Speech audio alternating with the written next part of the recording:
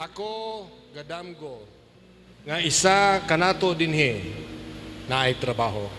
Ako gadamgo nga kada pamilya, ang anak na ay trabaho, ang bana na ay trabaho, ang asawa na ay trabaho. Ako gadamgo nga ato mga estudyante iniglakaw sa dalan, dili matulisan, dili ma-rape, dili ma-snatchan.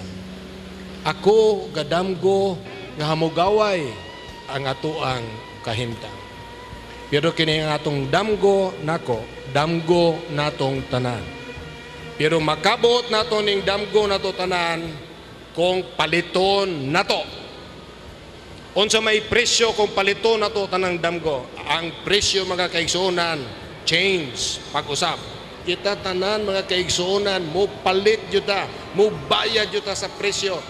Change must start in each one of us. Kita tanan, taksa-taksa mag-usap.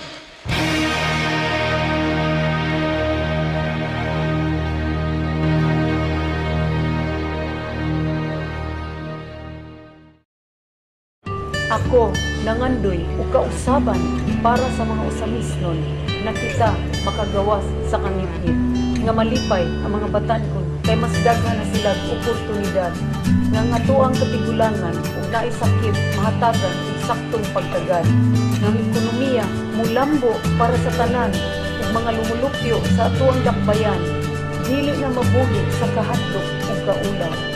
Ako si Connie Lynn and I am for change.